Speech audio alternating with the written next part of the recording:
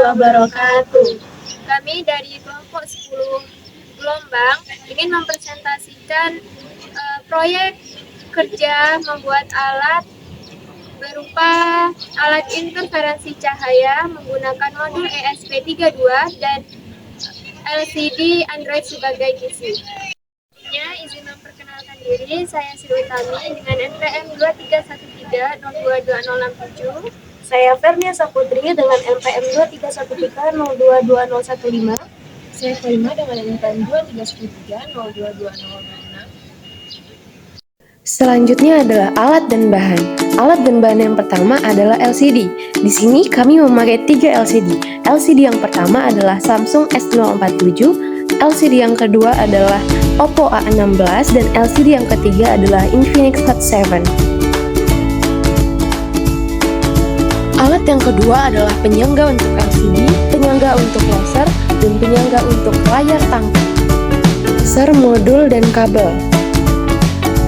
Alat selanjutnya adalah dudukan untuk penyangga, lalu ada layar tangkap, yang terakhir adalah kayu untuk alat kerangka percobaan. Baik, di sini ada prinsip kerja dari alat interferensi cahaya sederhana, yaitu alat interferensi cahaya yang menggunakan modul ESP32CAM dan LCD HP bekerja berdasarkan prinsip superposisi gelombang cahaya.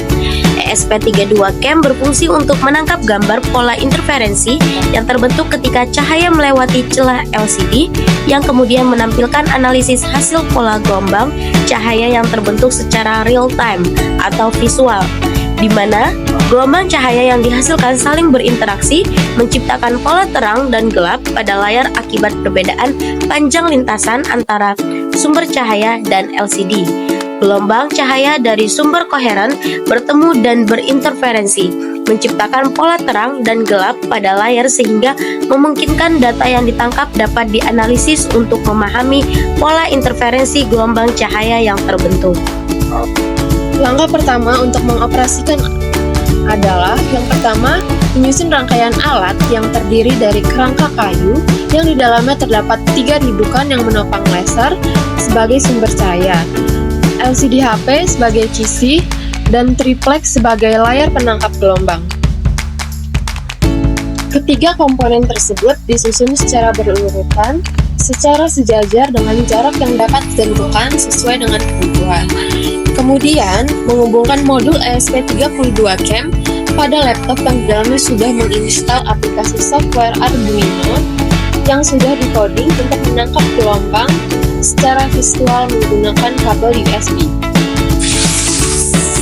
Maka, alat interferensi cahaya sudah dapat dioperasikan dengan QC, dan jarak antara sumber cahaya dan QC yang dapat diubah sesuai dengan QC dan jarak yang diinginkan. Dan sebagai langkah terakhirnya adalah mengamati dan menganalisis gelombang cahaya yang dihasilkan dari masing-masing LCD dan jarak yang diujikan. Adapun output atau keluaran yang dihasilkan dari uji alat interferensi cahaya menggunakan modul ESP32CAM dan LCD Android ini adalah pola interferensi berupa garis-garis terang dan gelap, di mana garis-garis ini dapat berubah-ubah sesuai dengan PC yang diganti dan disesuaikan jaraknya pada saat dilakukannya uji. Dalam uji ini, garis terang akan muncul saat gelombang cahaya saling menguatkan, atau dapat kita sebut sebagai interferensi konstruktif. Sedangkan garis gelap atau pola gelap akan muncul saat gelombang cahaya saling meningkat, atau dapat kita sebut sebagai interferensi destruktif. Selain daripada itu, penggunaan modul ESP32CAM juga menghasilkan output lainnya, berupa bentuk dari pola interferensi yang dapat dilihat secara visual atau real time, di mana bentuk visual ini yang nantinya akan digunakan sebagai penganalisis pola interferensi.